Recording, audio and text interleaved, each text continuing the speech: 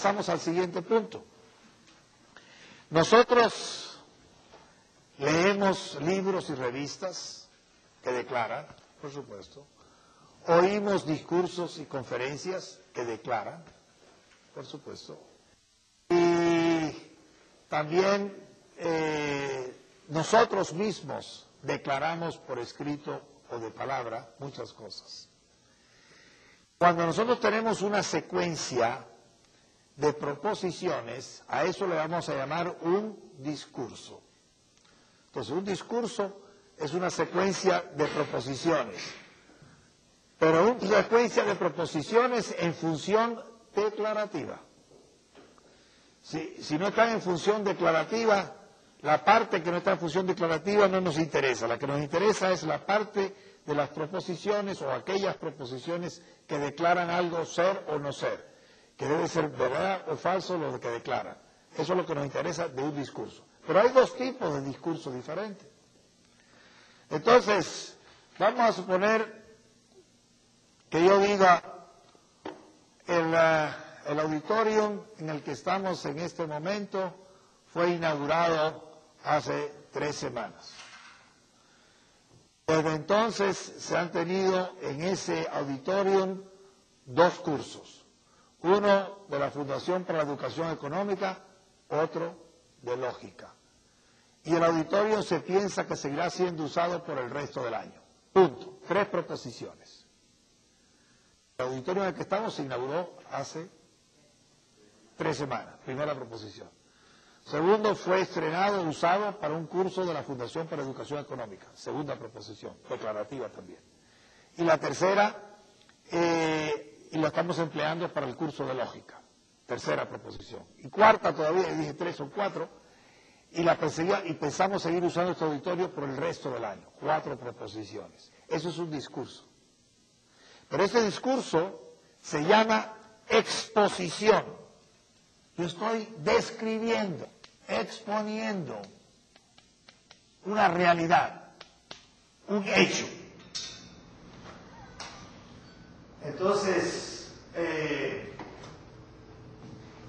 diría en inglés un state of affairs, diría en alemán una Tatsache. Entonces, estamos describiendo algo. ¿Y qué estamos describiendo?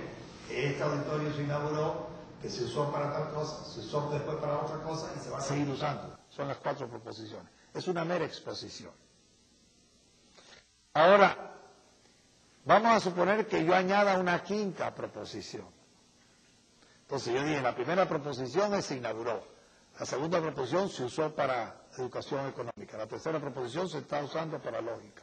La 4ª proposición se va a usar en el resto del año. Son las 4. Es pura exposición. Pero yo digo, entonces, fíjense lo que digo, por lo tanto, este auditorium va a ser muy útil académicamente. Por lo tanto, este auditorium va a ser muy útil académicamente. Añadí una 5ª proposición. Pero entre la 5ª proposición y las 4 anteriores añadí un término, por lo tanto. ¿Qué quiere decir esto? Que las 4 primeras ya no son una mera exposición. Las 4 primeras son razones para aceptar la verdad de la 5ª, de que va a ser muy útil académicamente. Entonces ya no tenemos una mera exposición, tenemos un argumento o un razonamiento. De tal manera que cuando yo tengo proposiciones que son ofrecidas como razones para aceptar la verdad de una última proposición, ya no tenemos una exposición, sino que tenemos un argumento. Fíjense que las 4 proposiciones que les dije eran mera exposición, pero le añado una 5ª con el por lo tanto y cambió todo el discurso de ser mera exposición a pasar a ser un argumento. Ahora, ¿qué es lo que hace posible reconocer que no es una exposición, sino un argumento? Pues hay una serie de indicadores lógicos. Carlos, no sé si le distribuiste ya los indicadores lógicos. Hay indicadores lógicos que introducen una proposición en cuanto que es razón para la verdad de otra. Cuando una proposición es razón para la verdad de otra, se llama premisa. Y hay indicadores lógicos que introducen una proposición cuando es tomada como una conclusión.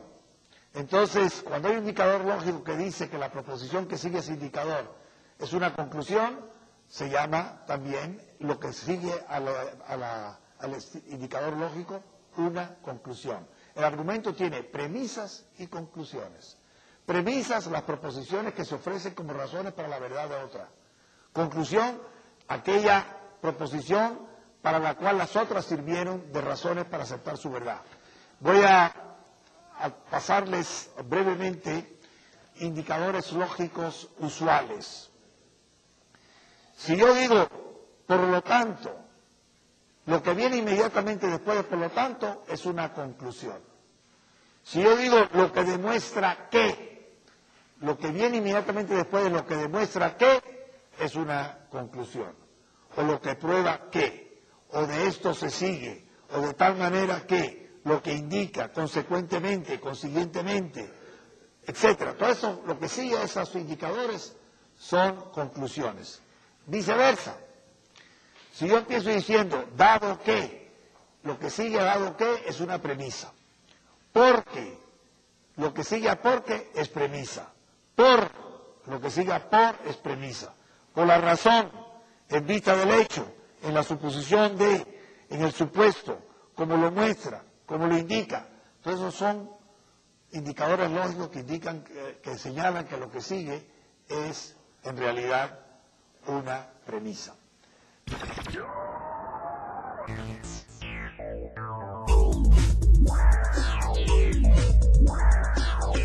New media.